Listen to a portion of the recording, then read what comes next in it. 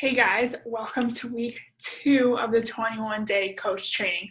Today we're going to be talking about building your cold market and where to find your contacts. So the two main ways we find our contacts are on Instagram and on Facebook because they're the biggest social media platforms out there and a lot of people use them. So I'm going to go through Instagram first and then I'll go through Facebook and kind of tell you like tips and tricks on how to find people that could be great contacts and eventually potential clients or coaches. So the first platform I want to talk about is Instagram. Instagram is huge and totally blowing up. So the main way we find contacts is through hashtags. So hashtags are so important.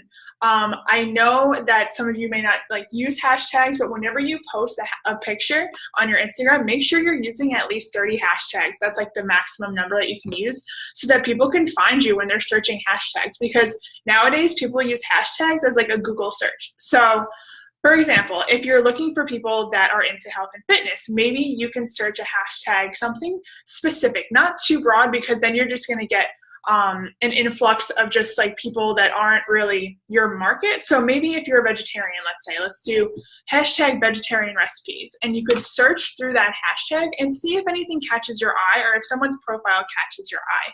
And then if you find someone that you're like, oh, like this person would be perfect to talk to, reach out to them, be like, hey, I saw you posted this vegetarian recipe on your page. It looks absolutely delicious. Where did you find it? Or do you mind if I use it, kind of thing? Like really just strike up a conversation based on whatever they posted.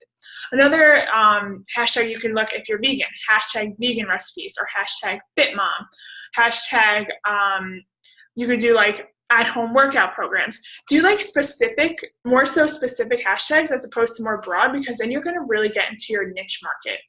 Another thing that I really use on Instagram is the locations feature. So when you search locations, you can search any location, whether it be a restaurant, a city, a county, a national park, anything like that. So this is something I really like to use because I am super outdoorsy. So I love searching like national parks because usually I find people that are my tribe. So you can look at food stores, like you can go to a Whole Foods near you and see who's shopping in Whole Foods. You can see if someone's going to your favorite restaurant, if someone's going to your favorite park, if someone's going to one of your favorite gyms, a juice bar, anything like that. So when you know of healthy kind of things around your area, don't be afraid to search that location and see who's tagging themselves in that location. And then you can reach out to them and be like, hey, like, I just saw that you were in this juice bar. Like, I was just there the other day. What did you think of, the menu, kind of thing? Like, you could strike up genuine conversation because you have something in common and something you could talk about. So it makes it really easy to find people in your area. But as you know, you can really search any location in the US, Canada, or the UK. And that's how you're going to find people. And like, try to make the locations a little bit more specific, because that's, again, where you're going to find your tribe. So for example, I have a Whole Foods right down the road from me, and I always search that Whole Foods to find other people in my area that I think I would click with. So definitely use hashtags and locations when you're in Instagram. On Facebook, it's a little different. As you know, it's a different platform. So I always recommend adding these things to your daily to-do list, is adding 10 new friends a day on Facebook. So where can you find these people? I usually find them from friends of friends, or I add myself to Facebook groups that are really tailored to what I enjoy. So whether it be like Bengal cats, like Aras, or you could do something along the lines of like outdoor girls. Like find Facebook groups that really mesh with you and like your vibe. So I know, for example, for myself, I am in an outdoor hiking group, and I find the women that are most active in that group, and I'll like strike up a conversation with them, be like, oh, like, how did you like that hike? Like, I've been thinking about getting out there, like, do you have any recommendations, kind of thing. It makes it really easy when you're in a group that interests you to really strike up conversation with other people in the group that have similar interests, because again, you have something to talk about, you have something in common. And then also you can find people in your contact list already, like in your friends and Facebook, that you just haven't reached out to in a long time. So maybe like, maybe someone from high school, like years ago, you're like, hey girl, like, I haven't talked to you in forever. How have you been? Like, I've been up to XYZ, like what have you been up to kind of thing. So that's another really great way to find people on Facebook.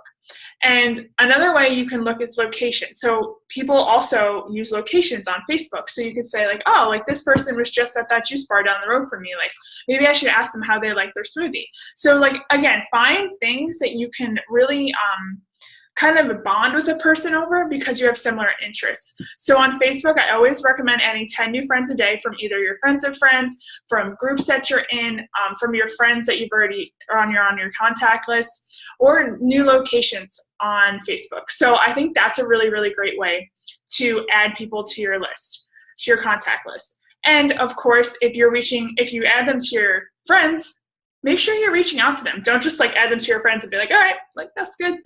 Make sure you're starting a conversation with them because that's how you build a genuine relationship.